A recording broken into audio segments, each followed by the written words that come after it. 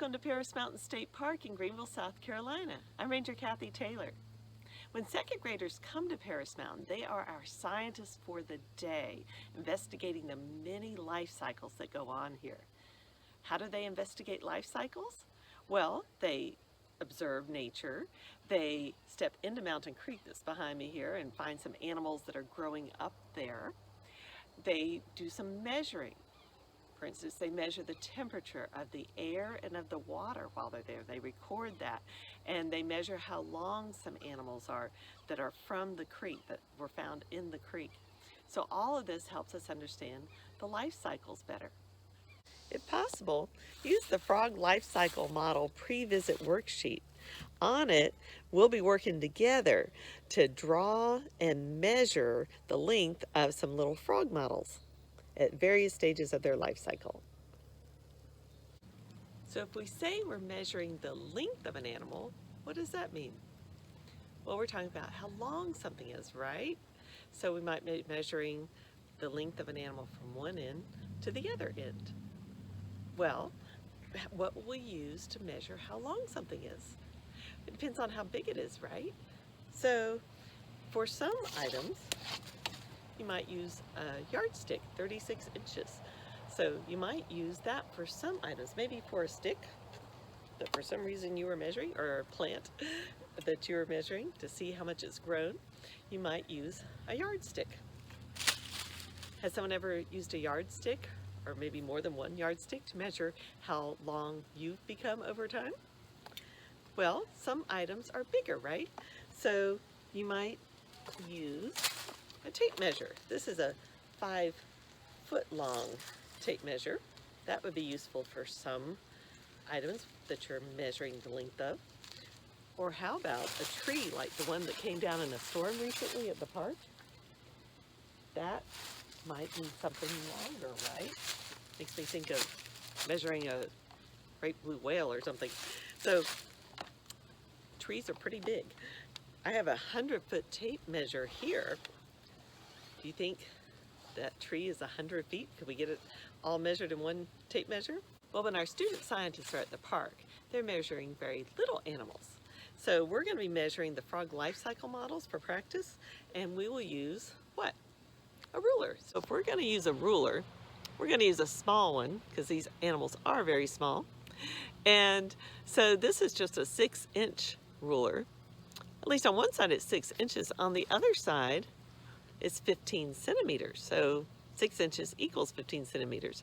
Why are we using centimeters? Because scientists all over the world measure in the metric system, which means we'll be measuring in centimeters. And we'll be measuring to see if an animal, or in this case the frog life cycle models, are 1 centimeter, 2 centimeters, 3, 4, 5, 6, 7, 8. Are you ready, scientists? Let's get started. Our frog life cycle model pre-visit worksheet asks us to first put our 5 models of frog stages in order from youngest to oldest. So what do we call a frog when it first hatches out of an egg? It doesn't look like a frog yet. We call it a tadpole. So do tadpoles have legs? No. So let's see which one of these does not have legs. This one, yes. So this will be our youngest. And then what comes next with back legs but not front legs? Okay, this one right here, right? So what's next? One with a tail still, but 4 legs. Then what's after that? Where it just has a little bit of a tail, but it's looking much more frog-like. Gotta be that one. And then finally, the adult, right? Looking every bit of frog. So we have them in order, and our sheet asks us to draw each of these. I don't think I'll draw all 5 of them myself today right now, but just getting started, some of you are probably very good artists. I'm going to just think in terms of an oval and a tail. because that's mostly what the tadpole looks like. Oh, okay, there we go. So, of our tadpole. And then the next one, what would be different about it? Yes, you would be adding back legs to the same picture. And then what's different about the third one? All four legs. It's growing all four legs, but still has a tail. And then the fourth stage, not much of a tail yet. The tail has sort of gone into the body. And finally, the adult frog is the oldest. And just think of the amazing changes that go on. It goes from a tadpole eating algae plants in the water to being a hopping, talking, as in the sounds that they make, frog that eats what? Insects with a long sticky tongue. So just amazing changes. Next, we're told to use our centimeter ruler to measure the body of each tadpole frog without measuring the tail. So I got the centimeter side. Since we're being scientists, we want that side. And I'll get our little tadpole first. And I'm not going to measure the tail. So let's see how long this is.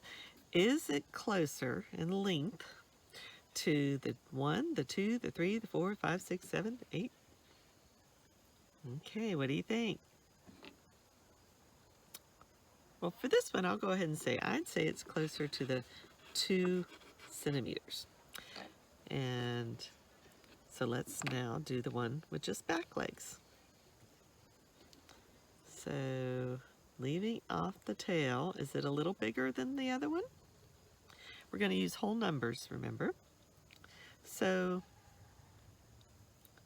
whatever you decide it is, 1, 2, 3, 4, 5, 6, 7, 8, 15. Go ahead and write down how many centimeters long you say that little guy is. Okay, let's go to the one with 4 legs. You think it'll be bigger? So without using the tail, I'm going to see if it's 1, 2, 3, 4, 5, 6, 7, 8, 9 centimeters. What do you think? If you've come to a decision, you can write down right here how many centimeters it is.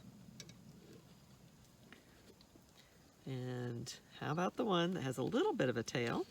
It's looking much more frog-like, isn't it? It's growing up. So let's see, I'll still leave off that tail, and we'll see what whole number it's closest to. Is it closer to the 1, 2, 3, 4, 5, 6, 7, 8? Okay, what do you think? Is it bigger than the others so far? So you can write down the answer right there. Finally, we have our full-grown frog, no tail. And so I'll leave off the tail. There isn't a tail. So I'll just start at the end of the body and go, is it closer to 1, 2, 3, 4, 5, 6, 7, 8, 9? So whatever you get, you can write down right here. So you've measured the length of our little animals, and it also asks, what changes did you observe in the tadpole models from youngest to oldest? We talked about that a little bit earlier, and you can write down whatever you noticed at the bottom here. I'm noticing one thing is that the adult frog has its eyes sort of on top of its head, which is something we've noticed about frogs around here. Why do they have that? I think it comes in particularly useful for frogs that are partly in the water. They can peer above the water while they're submerged underneath mostly. So cool. Measuring the length of little animals is just one way that scientists find out about the animals that live in our world.